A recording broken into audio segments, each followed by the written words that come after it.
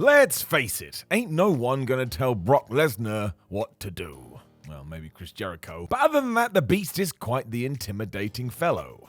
Probably best to just go with whatever he wants. This does spill over in the other direction sometimes though, because yep, I'm Simon from What Culture. Please massage that subscribe button. This is 8 wrestlers Brock Lesnar refused to work with. Number 8, Jinder Mahal. When Jinder Mahal randomly became the WWE champion in 2017, a lot of people were shocked. He literally went from enhancement talent to main eventer. It didn't make sense. If we had just given this some time, Jinder could still be riding high now. We didn't do this though, and all of a sudden people started to realize that we were headed towards Survivor Series, which meant it was going to be Mahal versus Brock Lesnar. Ruh-roh. This was down to the fact Vince McMahon loved doing the whole WWE champ versus Universal champ at that show, so we all just assumed Lesnar would kill him. Sure, that would have happened too, but instead, the Beast just went nope, he didn't want the match. In fact, he was far more interested in working with AJ Styles, hence why the change was made to put the Phenomenal One in that position. So anytime you forget how much power Brock wields,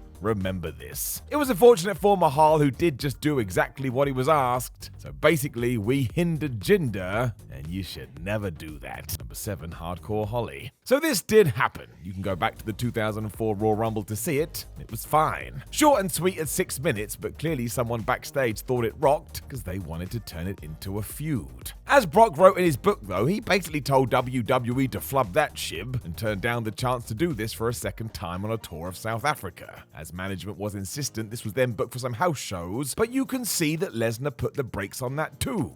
Before long, it had been changed to tags with the Big Show against John Cena and Eddie Guerrero. It all ended when Brock did indeed come up with a plan. How about he squashed Holly in 2 minutes and we drew a line under it all? Have a guess what happened? Exactly. There was some irony to this as well, because at one point Hardcore Holly himself had been asked, well, what do you want us to do with you? And he said, win the damn belt and beat everyone. Should have changed his name. Number 6, Dean Ambrose. Do you remember when we had that weird Roadblock pay-per-view in 2016, where it was Bray Wyatt and Luke Harper versus Brock Lesnar? Everything hinted to the fact it could be Wyatt versus Brock at WrestleMania, and then the story just stopped. Who knows? From nowhere, Dean Ambrose was slotted in, which was even stranger because it did just happen. But there was a light at the end of the tunnel. The Lunatic Fringe made it very clear he was ready to have a barn burner with Lesnar, but there was one issue. Lesnar didn't want to do it. Now, whether this was due to the fact he just wasn't into Ambrose, or because, as we would soon learn, he was training for a UFC return, we don't know. But the match was so lackluster because you could tell that Brock wasn't in the mood. You may as well have written it all over his face. And now Jon Moxley has admitted since this is what happened. What are you meant to do? You can't make somebody put in effort. This was a shame, however, as it could have been magic. It absolutely was not. Number 5, anybody. So that sounds weird, doesn't it? Brock had to want to work with somebody at some point, otherwise he'd basically be a ghost. Let me just check.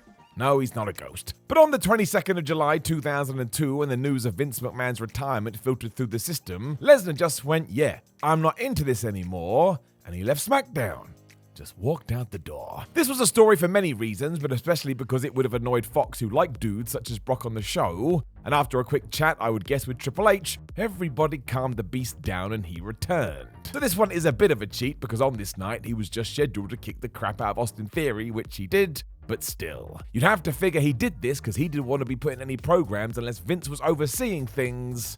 So I say that it counts. Number 4, The Undertaker. Another weird one, right? I mean, you could argue that Lesnar versus Taker is one of the most iconic feuds Brock ever had, and yet here is the dead man in a list about guys he didn't want to work with. While we all get mad about the fact Lesnar defeated The Undertaker at WrestleMania 30 and ended the streak, so did Brock. Yep. He didn't think it was a good idea for him to get this win and went and told Vince McMahon exactly this. But as soon as the boss's mind was made up and the Phenom told him it was fine, he went and did his job. It does just go to show though, just because you do something on TV doesn't mean you're happy about it. Plus everybody and their dog just respected the record.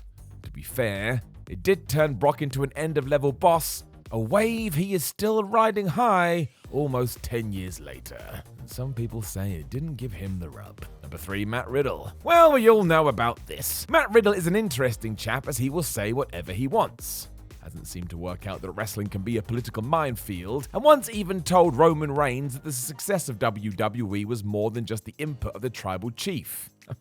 They weren't even feuding at the time. He just said it. Surprise, surprise, he did the same with Brock over and over again, saying he wanted to retire the Beast. And when Lesnar heard about this, he was pissed. Seeing as somebody trying to work themselves into an angle where there was no plan, Brock found Riddle at the 2020 Royal Rumble and told him, "Sorry bro, not happening." We know this because Riddle opened up about it on the Ariel Helwani show and talked about the fact that he did the same with Goldberg.